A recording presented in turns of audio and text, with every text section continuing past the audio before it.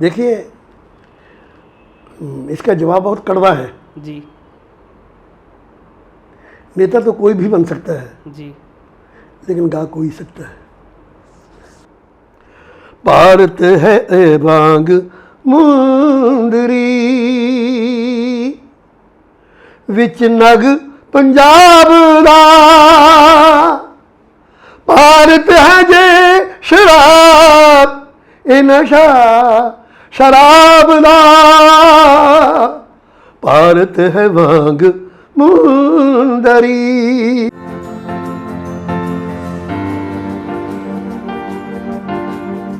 Hi, welcome to my channel life of politicians. आज मैं प्रेम बघेल फिर नए एक एपिसोड के साथ आप लोगों से जुड़ने जा रहा हूँ।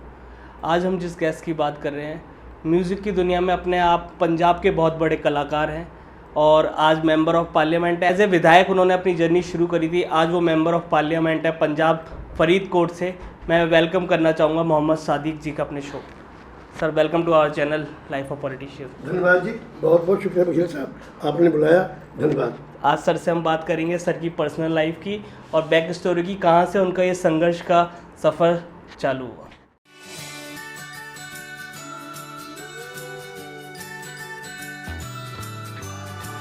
वीडियो को स्टार्ट होने से पहले हमारे चैनल को सब्सक्राइब कर दें, लाइक करें, वीडियो को कमेंट करें और ज़्यादा से ज़्यादा शेयर करें। We really need your support. Channel को अभी सब्सक्राइब करें। Sir, life of politician channel आपका अपने चैनल में स्वागत करते हैं और आपके समय के लिए हम आपका धन्यवाद करते हैं।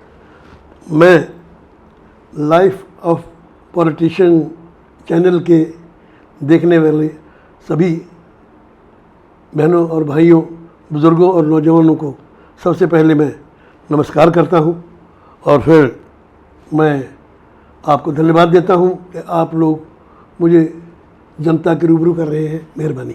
धन्यवाद सर। सर, आपकी पॉलिटिकल जर्नी की बात करने जा रहे हैं, आपके राजनीतिक जीवन की बात करने जा रहे हैं, तो कोई भी सफ़र शुरू होता है तो बचपन से होता है। तो सर, आपका बचपन कैसा रहा और आपका फैमिली बैकग्राउंड क्या था? देखिए, मैं बहुत गरीब घर से जी हूँ जी। और मेरी पढ़ाई भी पूरी नहीं हो सकी, इतने गरीब घर से हूँ। ओके। उसके बाद मुझे स्कूल में गाने का शौक़ था, जी। तो मेरे पेरेंट्स ने एक बहुत ही अच्छे उस्ताद जी के पास मुझे भेज दिया। जी उनका नाम बाकर हुसैन था, जी पटियाला घराने के थे। जी। उन्होंने मुझे संगीत सिखाया और मैंने संगीत सीखने के बाद जो फील्ड मुझे अच्छा लगा वो था फोक फोक पंजाब का फोक म्यूज़िक। जी तो सीखने तो मैं क्लासिकल गया था, जी लेकिन मैंने जब देखा कि क्लासिकल के स्रोते बहुत थोड़े हैं जी और मेहनत बहुत ज़्यादा करनी पड़ती है, जी तो चूँकि मैं बहुत गरीब घर से था, जी मुझे ज़रूरत थी जी ज़िंदगी में हर चीज़ की, जी तो मैंने गांव के लोगों का जो संगीत होता है, जी फोक संगीत, जी जी देहाती संगीत, जी मैंने उसको अपना लिया और पंजाब के लोगों ने मेरी मतलब इतनी हौसला अफजाई की, मेरा बाजू पकड़ लिया, इतनी हौसला अफजाई की कि मैंने कभी भी पीछे मुड़कर नहीं देखा है और उसमें मैं इतना कामयाब हुआ।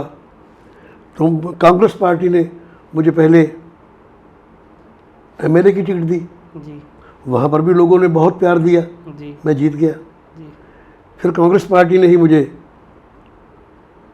एमपी की टिकट दी, जी वहाँ पर भी लोगों ने बहुत प्यार किया। जी मैं आभारी हूँ, धन्यवाद करता हूँ पंजाब के उन लोगों का, जी क्योंकि मेरा जो माजी है, मेरा जो पिछोकड़ है, जी वो कोई पॉलिटिकल नहीं है। जी जी बिल्कुल। हाँ, इतना ज़रूर है कि मैंने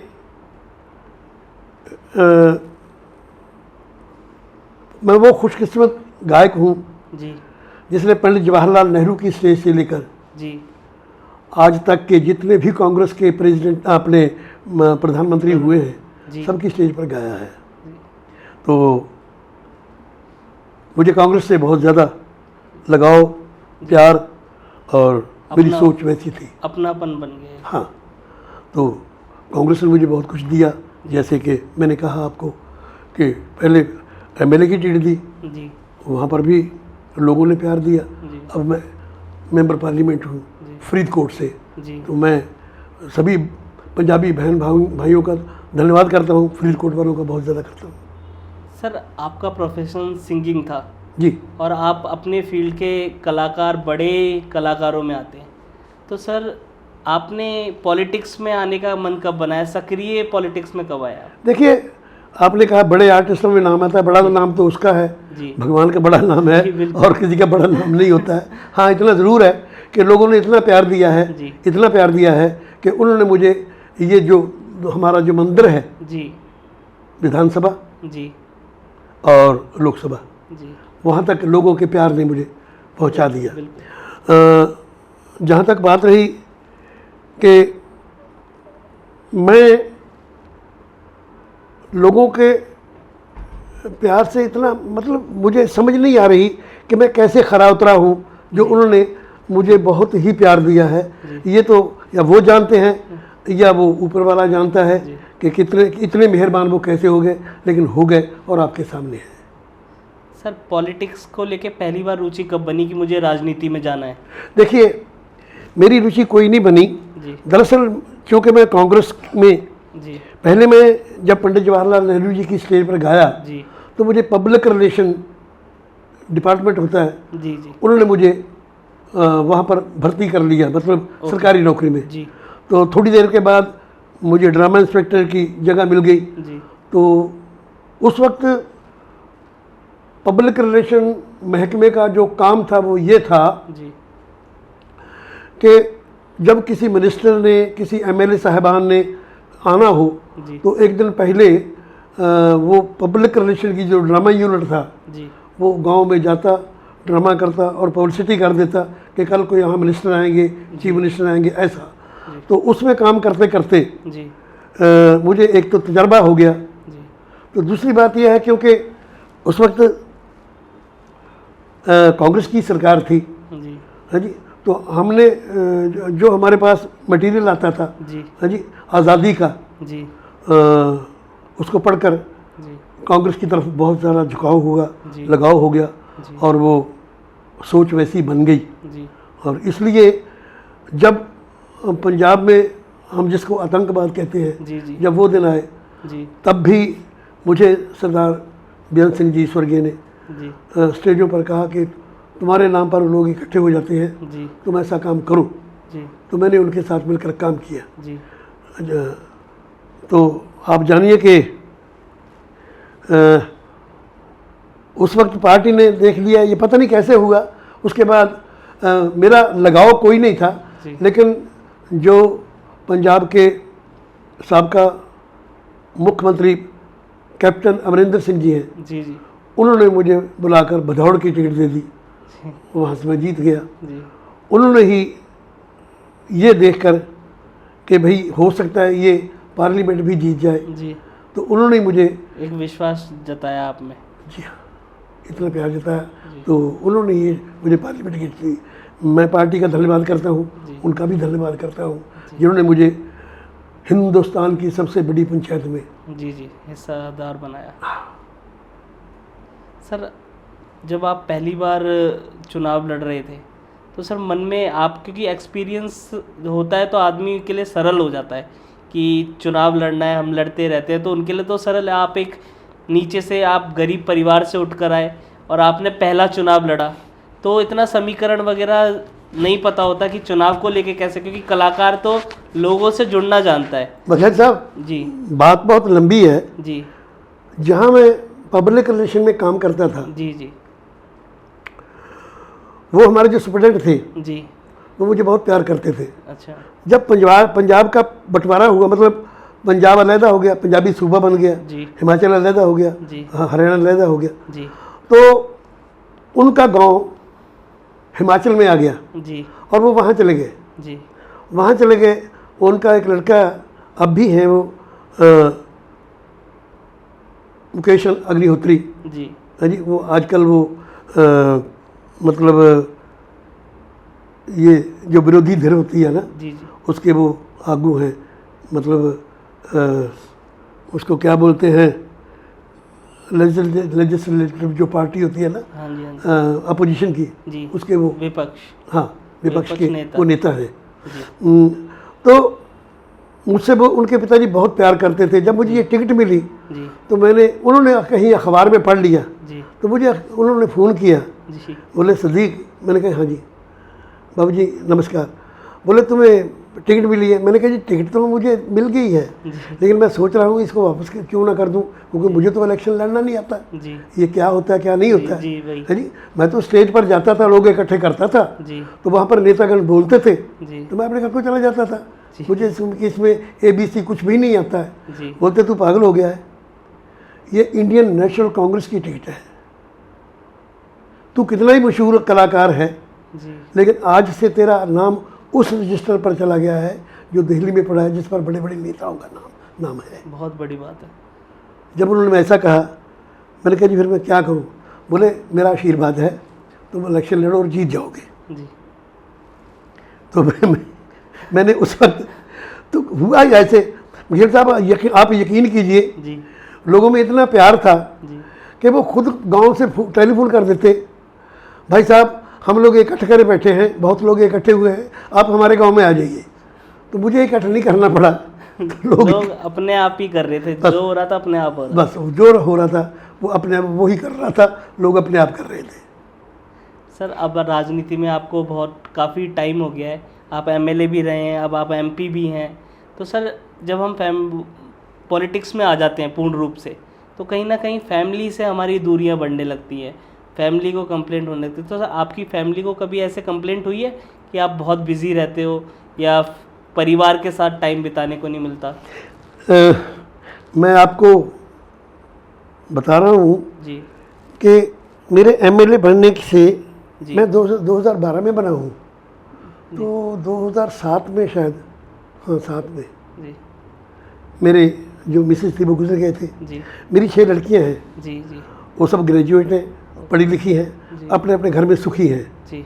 मैं अकेला हूँ। अच्छा, अकेले रहते हैं आप? तो अकेला ऐसा कोई वो है ही नहीं? नहीं, मेरे साथ मेरी बच्ची रहती है, अच्छा। मेरा दामाद रहता है, जी। उनके बच्चे हैं, वो रहते हैं मेरे साथ, जी। लेकिन मेरी जिम्मेवारी कोई नहीं है कि मैं कोई मुझे कहे तुम ये नहीं लाए, तुम वो नहीं लाए, तो तुम्हारे पास वक्त नहीं है, टाइम नहीं है, ऐसा कहने वाला तो कोई। आप फ्री हैं मतलब? मैं फ्री, मैं लोगों के लिए हूँ। हाँ, लोगों से ही प्रेम और हाँ, लोगों जो से जहाँ मुझे वो बुलाते हैं मैं चला जाता हूँ, जो वो कहते हैं जी। जो करने के काबिल हो जी। वो मैं कर भी देता हूँ। सर पार्टी की एक अपनी विचारधारा होती है, आइडियोलॉजी होती है लोगों के बीच में, पर एज ए पर्सन अपनी खुद की ज़िंदगी में सबके कोई ना कोई विचार होते हैं। राजनीति को आप किस रूप से, किस परिभाषा में तोलते हैं अपनी निजी ज़िंदगी में? वकील साहब, हमने जो वक्त देखा है, जो समय देखा है जी, पुराने लीडर साहबान का, जी, वो ये था कि वो सेवा करने के लिए आए थे, जी, क्योंकि बड़ी मुश्किल से आज़ादी मिली थी। बिल्कुल। तो लोगों में एक तो आज़ादी का प्यार और एक आज़ाद होने का जोश जो बलबले होते हैं, जी, ये था मुल्क को आगे ले जाने का।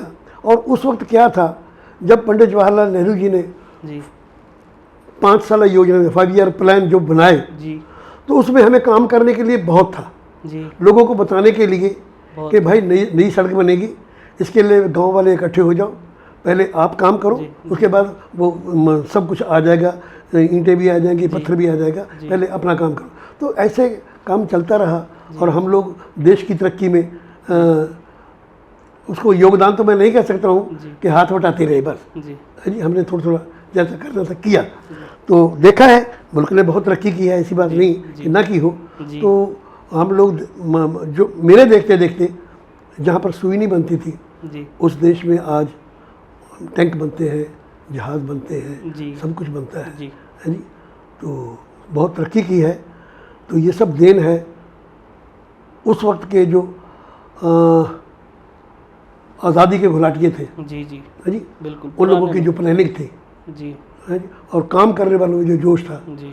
उसकी ये सब वजह है कि आज देश तरक्की पर है।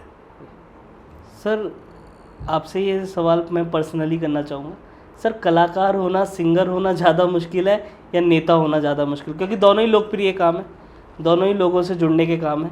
तो सर आपके लिए क्या मुश्किल रहा? देखिए, इसका जवाब बहुत कड़वा है। जी नेता तो कोई भी बन सकता है, जी। लेकिन गा कोई सकता है। सच बात है, सच बात है। अब ये बात छुपाने की है ही नहीं। हर आदमी गा नहीं सकता, नेता जरूर बन सकता है, क्योंकि गाना सीखना पड़ता है। जी, नेतागिरी के लिए ये तो कहते हैं गॉड गिफ्ट है गाना। ये तो गॉड गिफ्ट है। किसी किसी का गला अच्छा होता है। मेरा गला साफ नहीं था, बहुत ट्राई करता हूँ। नहीं, मैं गुनगुनाता रहता हूँ। मैं ये बात मैं कहीं ऐसी कर बैठा जहाँ पर एक हारे हुए एमएलए खड़े थे, तो जो उन्होंने मुझे ऐसे देखा तो मैं कांपने लगा। मैंने कहा मेरे मुंह से क्या निकल गया।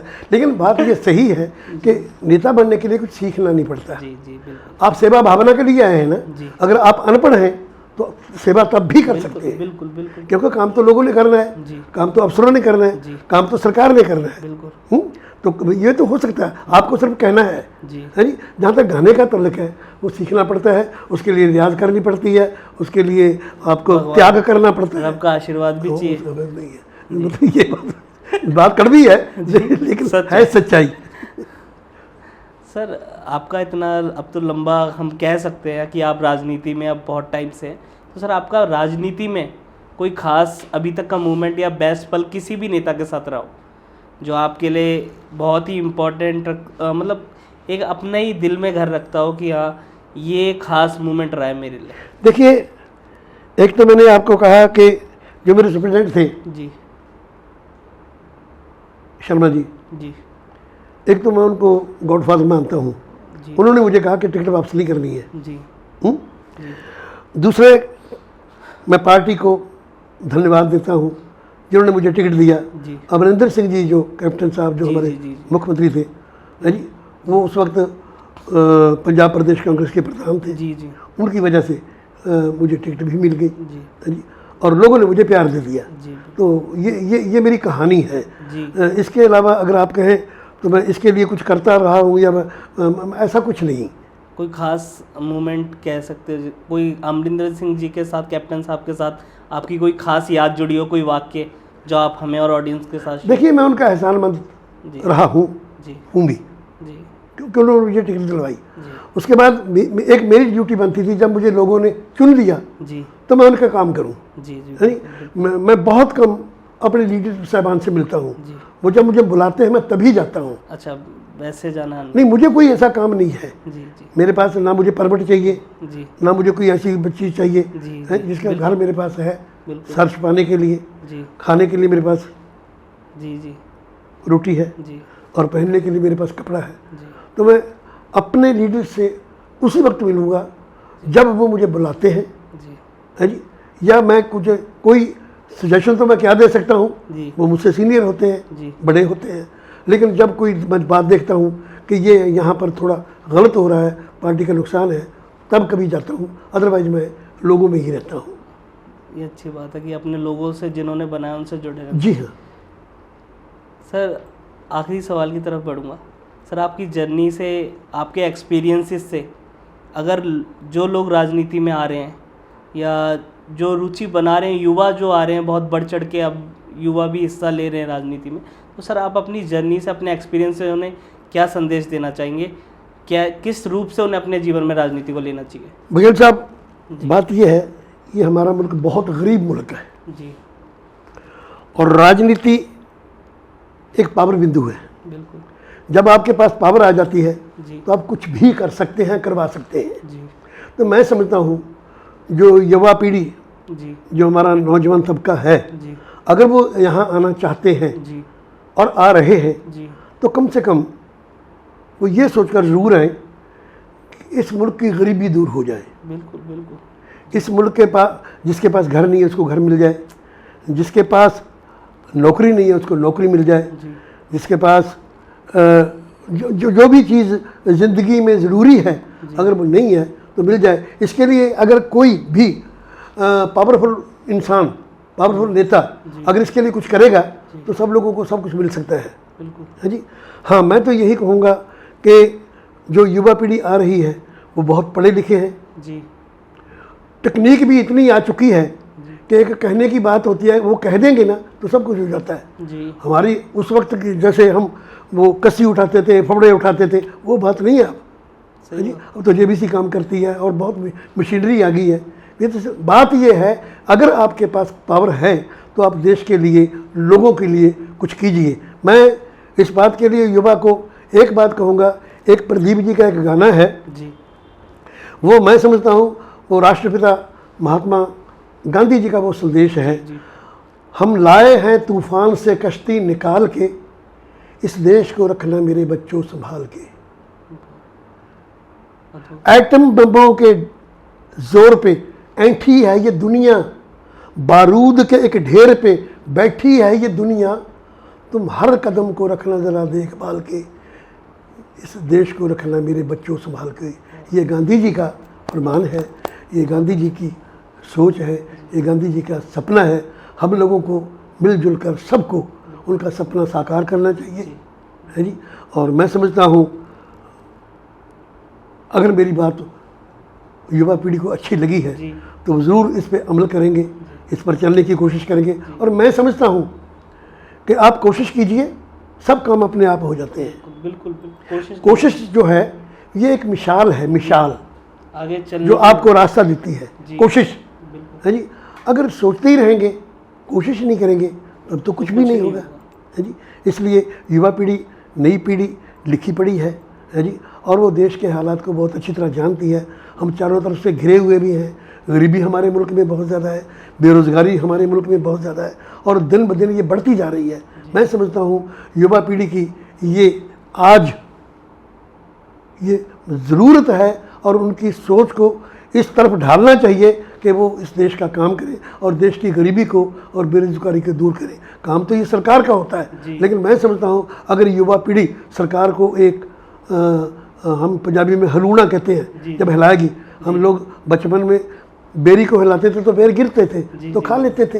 अब सरकार को हिलाने की ज़रूरत है ताकि वो हिलकर लोगों को रोज़गार दे, लोगों का काम करे, लोगों की तरक्की करे। मैं तो यही कह सकता हूँ, करना तो लोगों ने है, बच्चों ने करना है, नौजवानों ने करना है, हम तो कह सकते हैं। बिल्कुल सर, अब मैं आपसे बस एक गुजारिश कर सकता हूँ कि कोई भी सर अपना फोक म्यूज़िक में आपने जो भी हो गया, कुछ भी 2 लाइन हमें और हमारी ऑडियंस तक, कुछ भी 2 लाइन। देखिए बात ये है जी एक 2 लाइनें हैं, जी जी वो है निमक कृत बिन भोजन राजा, जी दल बिन फील व्या बिन बाजा। जी इसका मतलब है अगर आपके पास नमक नहीं है, जी घी नहीं है, जी तो आपकी जो रसोई है ना, जी वो भूत रसोई है। बिल्कुल ना तो नमक के बगैर बनेगी, बिल्कुल ना घी के बगैर बनेगी।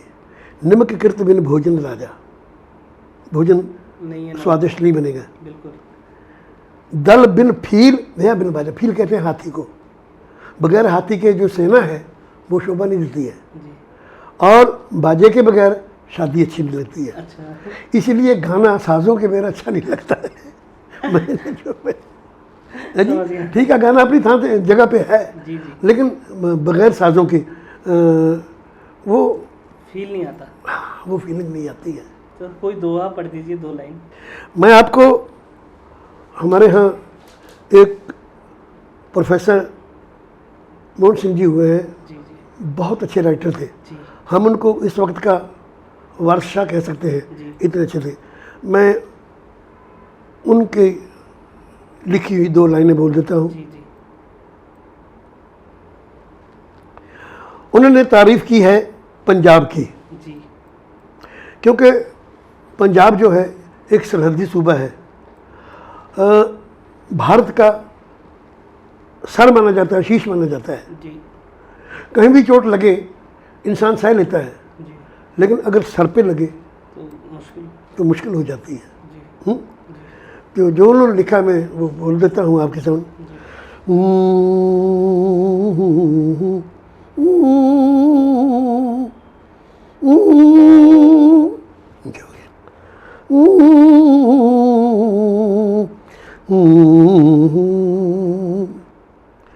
भारत है ए बांग ਮੁੰਦਰੀ ਵਿੱਚ ਨਗ ਪੰਜਾਬ ਦਾ ਭਾਰਤ ਹੈ ਜੇ ਸ਼ਰਾਬ ਇਹ ਨਸ਼ਾ ਸ਼ਰਾਬ ਦਾ ਭਾਰਤ ਹੈ ਵਾਂਗ ਮੁੰਦਰੀ ਆਵਣ ਤਨੂੰ ਤਾਂ ਜਵਾਨੀਆਂ ਹਰ ਇੱਕ ਤੇ ਆਉਂਦੀਆਂ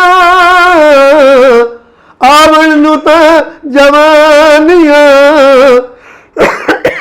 ਹਰ ਇੱਕ ਤੇ ਆਉਂਦੀਆਂ ਪਰ ਹੋਰ ਹੀ ਹਿਸਾਬ ਹੈ ਸਾਡੇ ਸ਼ਬਾਬ ਦਾ ਭਾਰਤ ਹੈ ਵਾਂਗ ਮੁੰਦਰੀ ਆਖਰੀ ਲੈਣਾ ਉੱਠੋ ਕੇ ਉੱਠ ਕੇ ਦੇਸ਼ ਦਾ ਮੂੰਹ ਮੱਥਾ ਸਵਾਰੀਏ ਉੱਠੋ ਕੇ ਉੱਠ ਕੇ ਦੇਸ਼ ਦਾ ਮੂੰਹ ਮੱਥਾ ਡੋਲੀਏ ਮੁੜ ਕੇ ਪੰਜਾਬ ਸਾਜੀਏ ਨਾਨਕ ਦੇ ख्वाब ਦਾ ਮੁੜ ਕੇ ਪੰਜਾਬ ਸਾਜੀਏ ਨਾਨਕ ਦੇ ख्वाब ਦਾ ਭਾਰਤ ਹੈ ਵਾਂਗ ਮੁੰਦਰੀ ਵਿੱਚ ਨਗ ਪੰਜਾਬ ਦਾ ਭਾਰਤ ਹੈ ਜੇ ਸ਼ਰਾਬ ਇਹ ਨਸ਼ਾ ਸ਼ਰਾਬ ਦਾ ਭਾਰਤ ਹੈ ਵਾਂਗ ਮੁੰਦਰੀ beautiful sir, beautiful. Thank you, धन्यवाद। धन्यवाद सर। लाइफ ऑफ पॉलिटिशियन और उसकी पूरी टीम आपका धन्यवाद करती है आपके समय के लिए। बहुत बहुत शुक्रिया आपका और आपके सुनने और देखने वालों को बहुत बहुत धन्यवाद देता हूँ और उनको दोबारा मोहब्बत से प्यार से नम्रता से नमस्कार बोलता हूँ।